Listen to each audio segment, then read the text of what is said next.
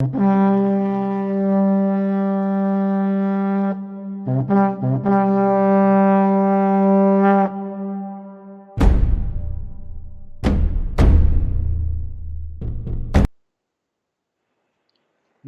मैं हूँ दिवाकर, आप देख रहे हैं मीडिया विजिल। मेरे साथ हैं मयंक मुंबई से, मैं खुद भी हूँ मुंबई से, लेकिन हम दोनों मुंबई के अलग-अलग कोनों में बैठे हैं और यहाँ महाराष्ट्र में चल रही राजनीतिक उठापटक, उथल-पुथल या जो कुछ भी कहिए, को आज मयंक बताएँगे क्योंकि वो ग्राउंड पर हैं और उनके पास है सीधी खबर ग्राउंड से। मयंक, जी। स्वागत है आपका। तो बताइए क्या चल रहा है? और आखिर क्या है ये राजनैतिक सैराट? देखिए, पहले तो इसका शब्द का अर्थ समझना ज़रूरी है। एक बहुत मशहूर फ़िल्म आई थी, सुपरहिट मराठी की सबसे बड़ी हिट अब तक की कहलाती है। और हालाँकि वो जाति व्यवस्था की बात करती थी और फ़िल्म का नाम था सैराट। तो मराठी में सैराट का अर्थ क्या है? कोई उन्मुक्त कहता है, कोई विमुक्त कहता है, कोई निर्बाध कहता है, पर सैराट का दरअसल जो एग्ज़ैक्ट मीनिंग है, वो अंग्रेज़ी में हम कहें तो जिसे हम कहते हैं गोइंग वाइल्ड और गोइंग वाइल्डर, है ना? तो अपेक्षा से आगे जाके स्वच्छंद निर्बंध हो जाना, वाइल्ड चले जाना, गोइंग वाइल्ड जिसे कहते हैं अंग्रेजी में। तो सैराट का वो अर्थ है और ये नाम भी इसीलिए है क्योंकि राजनीति महाराज की जो है वो, अगर हम अंग्रेजी मुहावरे में कहें तो इट इज गोइंग वाइल्ड। और पिछले 3-4 दिन में दिन पर दिन भी नहीं, जी। घंटे पर घंटे it is going wild and Wilder. और वाइल्डेस्ट कब होगी तो कल तक पता चल जाएगा। तो इसलिए ये नाम जो है चुना गया, इसको जी, राजनीतिक सैराट कहा गया। जी, जी मयंक। तो महाविकास आघाड़ी की सरकार थोड़े संकट में नज़र आ रही है के दिन के की अपडेट रही है, जो आप बताएँ कि आखिर क्या हो रहा है? क्या संकट में है या संकट से बाहर निकलती हुई नज़र आ रही है? माफ कीजिएगा, जैसा कि देखिए नीचे स्क्रीन पे चल रहा है, तो आज जो गतिविधियां थी वो सुबह से बहुत दिलचस्प थी, बल्कि कल रात से थोड़ा दिलचस्प हो गई थी। कि अगर हम ये जो बीच में स्क्रीन एक लगी हुई है, और इसको अगर हम अ, देखें तो हमें यहाँ पर मैं एक विजुअल जो ईस्ट मोजो से हमने साभार लिया है, वो अगर हम देखें तो गुवाहाटी से विजुअल आए, जहाँ विधायक पहुंच रहे थे, फिर एकनाथ शिंदे पहुंच गए गुवाहाटी। तो ये सूरत से, तो मुंबई से गुवाहाटी वाया सूरत शिवसेना के विधायक पहुंच गए। और पहुंचते पहुंचते संख्या भी बढ़ गई, यानी कि जब सूरत गए थे तो थोड़े कम विधायक थे, फिर तो अच्छी संख्या में ही गुवाहाटी पहुंचे तो कुछ और बढ़ गए। बाकायदा वहां सरकारी सुरक्षा में आप जो विजुअल देख रहे हैं। और फिर एकनाथ शिंदे का बयान आ गया वहां से, कि आपको स्क्रीन पे एकनाथ शिंदे भी दिख रहे हैं और कैमरा पर्सन की भीड़ लगी हुई है गुवाहाटी में। तो ये आज सुबह से चालू हुआ पूरा। और उसके बाद ये जो विजुअल है, यहाँ विधायकों से साइन कराए जा रहे हैं। और ये साइन कराए जा रहे हैं किस लिए? कि एकनाथ शिंदे के जी, साथ हैं हम। और ईस्ट मोजो की खबर को अगर हम सही माने, और जो राज्यपाल को सौंपने की एक कार्रवाई होती है, कैसे क्या होता है, तो वो सिग्नेचर कराए गए। और रेडिसन ब्लू जो होटल है, 5 सितारा, वहां पर पूरी सरकारी सुरक्षा में विधायक रखे गए हैं। इस बीच उसी बीच दोपहर होते होते एक जो सबसे बड़े बयानवीर हैं शिवसेना की तरफ से, तो वो रुकते नहीं है। कुछ घंटे के लिए लगा कि उनका ट्विटर भी थम गया है, पर संजय राउत जो है उनके बयान फिर आने लगे। और संजय राउत ने पहले कहा कि कुछ गतिविधि है, फिर उन्होंने कहा कि इस्तीफा नहीं देंगे, फिर उन्होंने कहा कि ज्यादा से ज्यादा क्या होगा, सरकार गिर जाएगी। उस बीच में एक ट्वीट उन्होंने और कर दी कि विधानसभा जो है वो भंग हो सकती है। ये सब चलते चलते फिर एक विधायक जो सूरत से लौट आए शिवसेना के, उन्होंने बयान दिया कि नितिन राउत ने, कि नितिन मैं नाम भूल रहा हूँ, नितिन राउत ही मेरे ख्याल से नाम है उनका। तो खैर, तो उन्होंने बयान दिया कि जो है वो उनको अगवा कर लिया गया और उनके साथ जो है जबरदस्ती हुई। और जो है मतलब उनको, मतलब कुल मिला के कहना उनका ये था कि वो शिवसेना के साथ है, वो अ, नहीं है भाजपा के साथ। और उनको जो है जबरदस्ती उनकी मर्जी के बिना। जी। मयंक यहाँ जी। भाजपा के साथ से आपका क्या तात्पर्य है? ये तो एकनाथ शिंदे निकले हैं। उन्होंने अभी तक भाजपा के साथ गए हैं या नहीं गए हैं इसकी खबर कैसे हो सकती है? माफ क्योंकि कीजिएगा, मैं हाँ, नितिन देशमुख हैं ये विधायक। देखिए, हाँ बिल्कुल, देखिए जी, जहां मैं बैठा हूँ वहां मेरे ठीक पीछे जो है ये समंदर है। और इस समंदर में जो है वो आप देख सकते होंगे, पीछे समंदर है, पानी दिख रहा है, रिफ्लेक्शन है लाइट्स का। ये समंदर है, तो इस समंदर में आपको जो रोशनियों का रिफ्लेक्शन दिख रहा है, ये रोशनियां ऊपर जिस इमारत से या जिस लैंप पोस्ट से आ रही है, जिस स्ट्रीट लाइट से, जहां से, वहां पे वो छोटा है, पर इनका प्रतिबिंब आपको बहुत बड़ा दिख रहा है यहाँ पे। ठीक है, तो ये सारा मामला जो है वो लगभग वैसा ही है जहाँ पे वो जैसे गाड़ियों के शीशे में लिखा होता है कि the object in the rear view mirror can be closer than you see. यहाँ पे it can be larger than it is actually. तो लार्जर पिक्चर हम बना लेते हैं जब आपके सामने एक शॉर्टर पिक्चर होती है। अगर आप जाएं तो जिस तरह से जिन राज्यों में ये विधायक गए वो कौन से हैं, तो महाराष्ट्र से गुजरात गए और गुजरात से असम गए। और दोनों ही जगह सरकारी सुरक्षा में राज्य की पुलिस ने इनको रखा हुआ है, सरकारी अवभगत है, बाकायदा भाजपा के विधायक जो है वो मिलने पहुंचे इन लोगों से। और सवाल ये भी है कि ये टूटेंगे तो जाएंगे कहां, और फिर हिंदुत्व की बात हो रही है। और इसमें दिलचस्प ये है कि इसी बीच असम में भीषण बाढ़ है, लेकिन मीडिया के किसी भी गोदी मीडिया के किसी भी हिस्से की निगाह जो है असम की उस भीषण बाढ़ और उसमें फंसे लोगों पर नहीं है।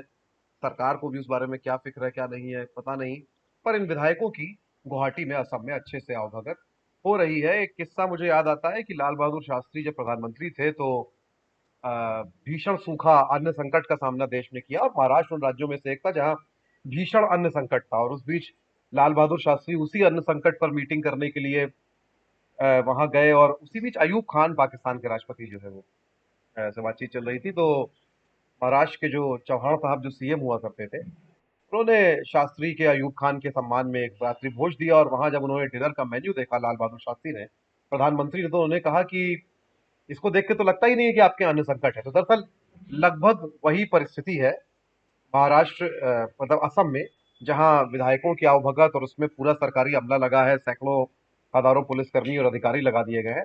असम में बाढ़ है, उससे खैर क्या ही फर्क पड़ना चाहिए, क्योंकि सरकार जो है वो बन जानी चाहिए हर राज्य में भाजपा की। तो जो आप कह रहे थे कि भाजपा का क्या उसमें वो है, वो तो हमको भी समझ में, मतलब कैसे इसमें क्या प्रत्यक्षण किम किम प्रमाणम वाली बात है यहाँ पर। जी दिवाकर। जी, जी, जी, बिल्कुल, बिल्कुल। तो यहाँ पर फिर से दर्शकों को बताना चाहूँगा कि देखिए, शिवसेना के कुछ विधायक बागी हो गए हैं, उनके साथ कांग्रेस के भी कुछ विधायकों के होने की बात हो रही है, खब खब अफ़वाहें हैं, गर्म है, लेकिन कांग्रेस की तरफ से ऑफ़िशियल बयान यही है कि कांग्रेस के सारे विधायक उनके साथ हैं। खैर, अब इनके इसी बीच महाराष्ट्र के मुख्यमंत्री उद्धव उद्धव साहब ठाकरे का बयान आया है, उन्होंने पब्लिक को एड्रेस किया। तो मयंक, इस एड्रेस के बारे में आप कुछ बताएँगे? देखिए, उन्होंने बहुत साफ-साफ, ये बहुत इंटरेस्टिंग टाइप का संदेश था। इसमें कहीं माना जा रहा था कि इस्तीफे का ऐलान कर सकते हैं, कहीं कोई इस्तीफे का ऐलान नहीं था। उन्होंने जवाब दिए उन आरोपों के जो लगाए जा रहे हैं, खासतौर पे एकनाथ शिंदे जो कह रहे हैं कि हिंदुत्व छोड़ दिया शिवसेना ने। तो उन्होंने कहा कि हिंदुत्व शिवसेना ने नहीं छोड़ा है। वो उन्होंने ये भी कहा कि जो जो हिंदुत्व दूसरा है, हमारा हिंदुत्व वो हिंदुत्व नहीं है। जो शिवसेना की लाइन बदली है कुछ समय में, जाहिर सी बात है। एक दिलचस्प बात और है कि अगर हम पीछे चले जाएं तो एकनाथ शिंदे ने लगभग यही ट्वीट किया था 2-3 साल पहले भाजपा के लिए, जब सरकार बनाई थी महाराष्ट्र में महाविकास आघाड़ी ने। तो उन्होंने कहा था कि हमारा हिंदुत्व जो है वो भाजपा का हिंदुत्व नहीं है, और हमारा हिंदुत्व आपको हिंदुत्व नहीं पता है, हिंदुत्व मतलब सबको साथ लेके चलना है, ये वो ऐसा, मतलब बहुत सारी बड़ी बड़ी बातें हैं। अब वो कह रहे हैं कि शिवसेना हिंदुत्व से हट गई है। ये वही एकनाथ शिंदे हैं। ये ट्वीट आप जाके देख सकते हैं इंटरनेट पे, कुछ भी आपका अतीत जो है आपका पीछा नहीं छोड़ता है इंटरनेट पे। तो उद्धव ठाकरे ने कहा ये सब पिछले कुछ महीने से चल रहा है, शिवसेना नहीं छोड़ेगी। अगर किसी को मेरे सीएम बनने से एतराज है तो मैं बता दूं, मैंने ये चुना नहीं था, ना मांगा था। मतलब जो संदेश, अगर आप सुने, मराठी में था संदेश, तो मैं इसको बहुत क्रिस्प तरीके से बता दे रहा हूँ, जिसमें उन्होंने कहा कि मैंने सीएम का पद मांगा नहीं था। मेरे लिए भी आश्चर्य था कि मैं सीएम बन गया, और मैं अभी भी पद छोड़ने को तैयार हूं। पद जो है वो कोई बड़ी चीज नहीं है, लेकिन मैंने सीएम के तौर पे अपने कर्तव्य का पालन किया है, जो एक मुख्यमंत्री को करना चाहिए। अगर बागी विधायकों में कोई एक भी आके मुझसे मेरे सामने आकर, उन्होंने लेकिन ये कहा कि सामने आकर बोलिए, है ना। तो वो ये है कि मतलब आमने सामने बात कीजिए, पीछे से मत बोलिए, बाहर जाके मत। हिम्मत है तो सामने आके बात करो। वो जो एक शिवसेना का एक बेसिक मैनरिज्म है, बाल ठाकरे का कह लीजिए, तो हिम्मत है तो सामने आके कहो। एक विधायक भी अगर मेरे सामने कह देगा तो मैं पद छोड़ दूंगा। पद आते जाते रहेंगे, लेकिन महत्वपूर्ण यह है कि हम सरकार बनाने के लिए संख्या बल कैसे लाते हैं, मतलब जोड़ तोड़ के खिलाफ बात बोली। फिर उन्होंने ये भी कहा कि मैं कोविड पॉजिटिव हूं, इसलिए मैं राज्यपाल से नहीं मिल सकता था। वो भी कोविड कोविड पॉजिटिव है, तो राज्यपाल ने मुझसे कहा कि हम दोनों मिलते हैं, आराम से ये कर सकते हैं।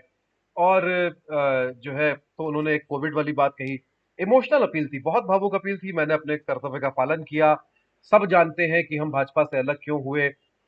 मैं कुर्सी के लिए लड़ूंगा नहीं। मैंने शिव सैनिकों, और खासतौर पर वो मराठी मानुष और शिव सैनिक वाला, और दिलचस्प ये भी है कि उन्होंने ये भी एक शर्त रख दी कि आप अगर चाहें तो कोई भी शिव सैनिक वो मुख्यमंत्री बन सकता है। अब इसमें देखिए एक इंटरेस्टिंग बात क्या है कि कोई भी शिव सैनिक बन सकता है। उद्धव ठाकरे अच्छी तरह जानते हैं कि एकनाथ शिंदे की लालसा जो है, वो जाहिर सी बात है, क्योंकि वो उद्धव से बड़े नेता हैं। इसको अगर हम मतलब ना नकारें, क्योंकि उद्धव सक्रिय राजनीति में बाद में आते हैं। उद्धव ने तो चुनाव भी नहीं लड़ा था।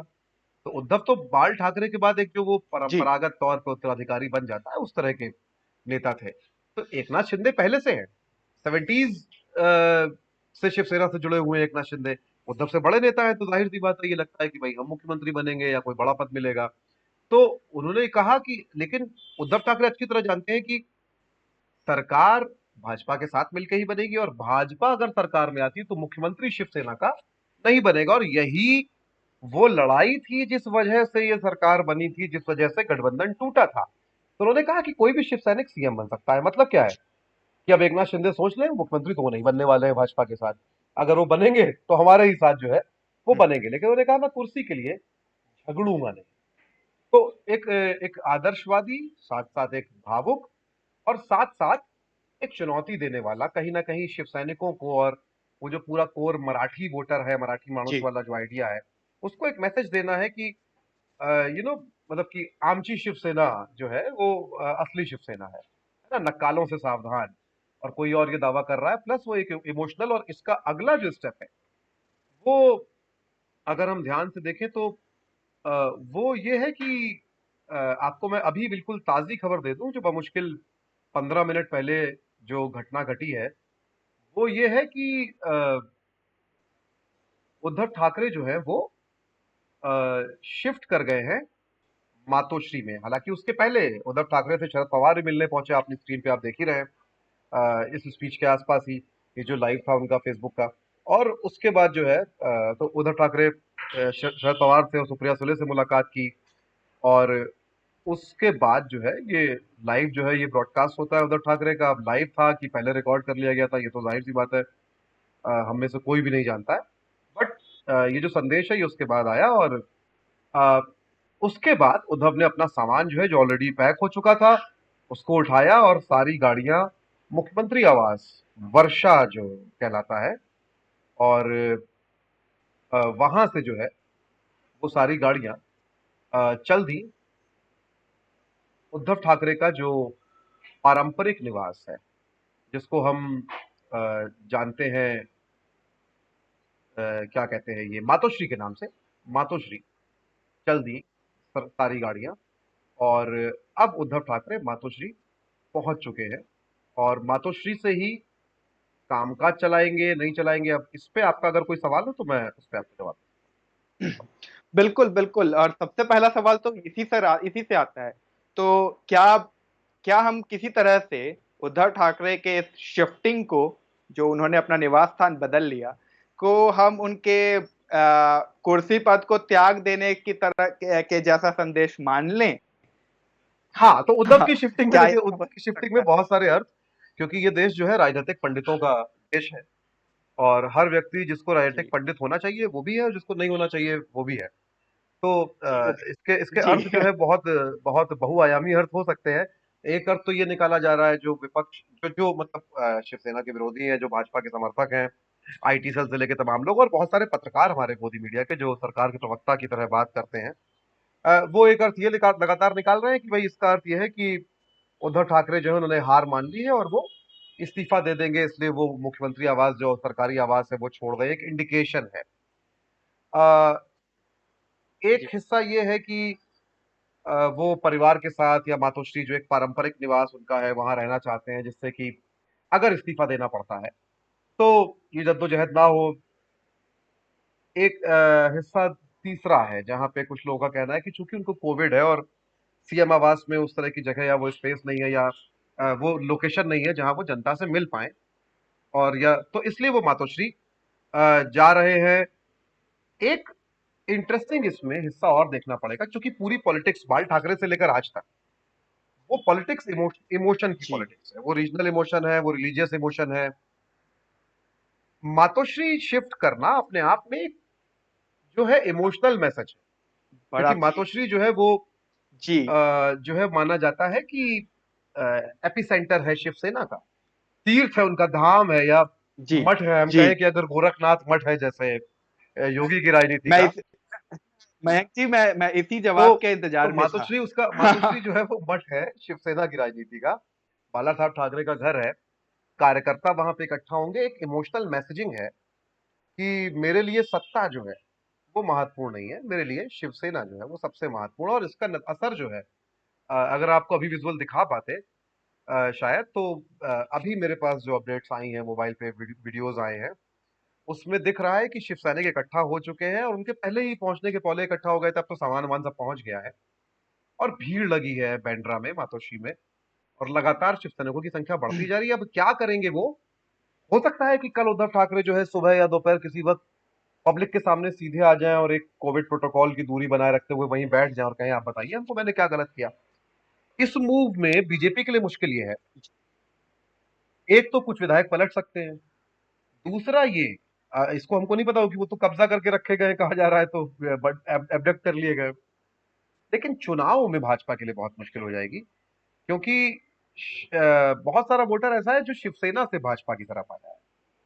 तो वो मराठी मानुष की जो राजनीति है वो अगर एक बार हावी हो गई तो फिर क्या कांग्रेस, क्या एनसीपी, और क्या भाजपा। तो ये जाहिर सी बात है, एक पॉलिटिकल मैसेजिंग तो है ही उद्धव ठाकरे की। और उद्धव ठाकरे की मैं ये बात कहना चाहूंगा बहुत जिम्मेदारी के साथ, उद्धव ठाकरे मुख्यमंत्री भले ही 4 साल पहले बन गए थे, 3 साल पहले बन गए थे, उद्धव ठाकरे विधायक भले ही 2.5 साल पहले बन गए हो।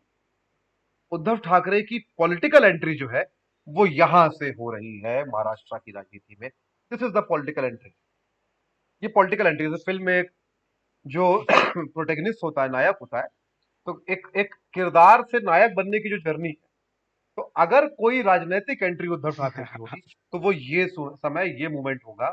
क्योंकि हमेशा हम डेविड वर्सेस गोलियत की लड़ाई जो है उसको ही खड़ा करके एक अच्छी फिल्मी कहानी में, आप भी फिल्में लिखते हैं मैं भी लिखता हूँ, एक अच्छी कहानी में डेविड वर्सेस गोलियत की फाइट में ही जी, हम धीरे धीरे नायक को का राइज दिखाते हैं। तो यहां से अगर इनका राइज होता है, अगर चुनाव में जो है उद्धव ठाकरे शिवसेना ट्रम्पेंट होती है, तो ये उद्धव ठाकरे की राजनीतिक एंट्री मानी जाएगी हमेशा। ये असल राजनीतिक एंट्री तो ये। जी जी। ये ये सेकंड एक्ट का अंत और बिल्कुल। थर्ड एक्ट की शुरुआत है, उद्धव ठाकरे हैं। नहीं, और और अगर ये नहीं हो पाया तो ये शिवसेना का थर्ड एक्ट है, ये भी मानिए। जी, जी, बिल्कुल, बिल्कुल। अगर अगर ऐसा नहीं हो पाया तो ये जो शिवसेना लोग का नहीं थर्ड जानते उनको एक्ट भी बता दूं, होगा। कहानी जो है बिल्कुल। फिक्शन, उसमें 3 एक्ट एक स्ट्रक्चर है, शुरुआत, मिडिल और अंत। तो थर्ड एक्ट जो है वो अंत या क्लाइमैक्स तक जाती कहानी, उसको कहते हैं। जी जी, जी। और मैं और जैसा कि आपने कहा, आपने समझाया, मैं अब थोड़ा खुलकर बता दूँ कि उद्धव ठाकरे का ये कदम मातोश्री में शिफ्ट हो जाने का, शायद कहीं न कहीं खुद को बाला साहब ठाकरे का असली उत्तराधिकारी बताने जैसा है, और ये शिव सैनिकों के साथ एक भावुक अपील होगी। और उद्धव ठाकरे कितना भावुक कर पाते हैं और कितना अपने कोर वोटरों को, अपने कोर समर्थकों को अपनी तरफ खींच पाते हैं, एकनाथ शिंदे की तरफ जाने से रोक पाते हैं, ये देखना बाकी रहेगा। ये अगले 2-3 दिन में हमें साफ नजर आ जाएगा। लेकिन इसी के साथ एक खबर और है, शरद पवार जी से मुलाकात। तो यहाँ पर एनसीपी या फिर इंडियन नेशनल कांग्रेस का क्या रोल रह रहा है और उनकी तरफ से कहे जा रहे हैं, क्या बयान आए हैं? मयंक, इसके बारे में हमारे दर्शकों को कुछ देखिए, बता दें। इसमें एक बयान जो शरद पवार का है, जो दरअसल सुबह ही आ गया था, और उसमें शरद पवार ने बहुत क्लियरली कहा था कि बेसिकली वो एक, क्या बोलूं उसको, क्लीशे बयान है बड़ा, कि ये शिवसेना का इंटरनल मामला है ना। लेकिन उसके बाद वो मुंबई आए और मुंबई आके सीधे जो है वो उद्धव ठाकरे से मिलने पहुंचे, और एनसीपी के विधायकों की बैठक वो कर चुके थे। कांग्रेस ने भी अपने विधायकों को बाला साहब थोड़ा टिगर पे इकट्ठा कर दिया था। अब तो शरद पवार भी चिंतित है, और देखिए शरद पवार राजनीतिक रूप से सबसे ज्यादा इंटेलिजेंट या क्लेवर, या आप कहें कनिंग कनिंग कनिंग नेता भी हो सकते हैं, बिल्कुल, पर बिल्कुल। उससे, बिल लेकिन उससे उससे ये जी, तथ्य बिल्कुल, नहीं बदल बिल्कुल, जाता बिल्कुल। है कि वो भी वो भी हार सकते हैं, वो भी मात खा सकते हैं, उनका भी फेलियर हो सकता है। और दूसरा, यहाँ बात सिर्फ इतनी तो है नहीं, इस पे हम कल बात करेंगे, हम उन विधायकों की बात करेंगे जो उस तरफ गए हैं। और अगर आप निकालना शुरू कर दें, मैं आपको एक और अंदर खाने की खबर दे दे रहा हूँ कि इनमें से तमाम विधायक ऐसे हैं जिनके ऊपर गंभीर मामले हैं, और उसमें ईडी से लेकर सीबीआई से लेकर कुछ जी, भी इनके खिलाफ छोड़ा जा सकता है, और ये लगातार हो रहा है। कि आपको लगता है हार्दिक पटेल से लेकर के, और ये लगातार हुआ है, तो मतलब जैसे बंगाल में शारदा घोटाले के अभियुक्त जो हैं या आरोपी जो है वो भाजपा में शामिल हो जाते हैं और पाप धुल जाते हैं। तो ये एक बड़ा डर है, ये एक बड़ा डर है, पॉलिटिकल करियर से लेके जी, तमाम चीजें हैं, गिरफ्तारी, और भाजपा ये करती रही है केंद्र सरकार, तो इसको लेके तो एक डर है। पैसे वाली बात तो मैं इसलिए नहीं कह सकता क्योंकि उसकी, देखिए, जी, और और मैं यहाँ पर मैं जोड़ना चाहूँगा कि भ्रष्टाचार के आरोपों से ना तो शिवसेना के विधायक अछूते हैं, ना ही विधायक अछूते हैं और ना ही कांग्रेस के विधायक अछूते हैं। भाजपा के भी विधायक हैं जिन पर भ्रष्टाचार के खैर आरोप हैं, वो जाने लेकिन खैर खैर वो वो वॉशिंग तो मशीन, वॉशिंग मशीन है, भाजपा, हाँ। कन्हैया कन्हैया नहीं, कुमार लेकिन कहते लेकिन हैं। देखिए दिवाकर, तो एक चीज मैं कहूंगा कि पैसे का आरोप जो है हॉर्स ट्रेडिंग का, उसकी पुष्टि नहीं हो सकती है। लेकिन ये ऑन द जी, रिकॉर्ड है जो आरोप है उन पे, या उनके खिलाफ केस दर्ज है, या जो गड़बड़ियां पाई गई हैं वित्तीय उनके कामकाज में, वो तो ऑन द रिकॉर्ड है, वो ऑन द रिकॉर्ड है। एक चीज और है, मैंने लोगों जी, से बात की सड़क पे, आसपास, बाजार में, एक चीज बहुत दिलचस्प निकल के आई कि लोग बहुत खुश इससे नहीं है, इन द सेंस, भाजपा अगर सरकार ये इनके इन प्रकरण बना भी लेती है, आम आदमी जो है, मैंने जो सड़क पे बात की उसमें एक बहुत सीधी बात है, जो और जो बिल्कुल सही बात भी है। उनका ये कहना है कि आप पॉलिटिक्स कर रहे हैं, करिए, ये वो तमाम चीजें हैं, पर ये जो आप बार बार एक चलती हुई सरकार को गिरा के नई सरकार बनाते हैं, this is not good for people.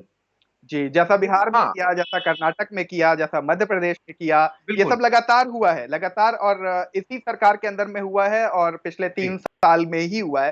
Sorry, Bihar तो को जोड़ लें तो लोगों 5 को, साल में हुआ है। लोगों का कहना ये है कि तो ये ठीक नहीं है। एक चलती हुई सरकार अचानक से गिरती है, 3 4 5 महीने चीजें केओटिक रहती हैं, और जब तक चीजें ठीक चलने का समय आता है सिस्टम का, तब तक फिर से चुनाव आ जाते हैं। तो प्लस ये अगर मान लीजिए दोबारा चुनाव होते हैं, विधानसभा भंग हो जाती है, तो क्या होगा? क्योंकि भाजपा के पास, या कहे तो एकनाथ शिंदे के पास जादुई आंकड़ा अभी भी नहीं है ना, तो विधानसभा भंग हो जाएगी। जी, इसमें विधायक जो है उनका कुछ ना जी, कुछ फायदा हो ही जाएगा, जाहिर सी बात है, ऐसे ही तो नहीं उठ के चले गए। ठीक है, भारतीय जनता पार्टी जी, का भी बिल्कुल, फायदा हो बिल्कुल। सकता है कि शायद सरकार बना ले 1 1.5 साल के लिए, अगली बार भी जीत के आ जाए, जो भी कुछ है। लोगों का क्या फायदा है? ये पैसा तो लोगों का है जो जी, इसमें जा रहा है, और ये वही पार्टी है जो बार बार कहती है कि लोकतंत्र होना चाहिए। ये वही पार्टी है जो कहती है कि एक साथ पूरे देश में चुनाव करा दी जाए, जिससे खर्चा बचेगा। लेकिन सरकार गिराते समय, एक चुनी हुई या जी, चल रही सरकार गिराते समय, एक ख्याल के दिमाग में नहीं आता।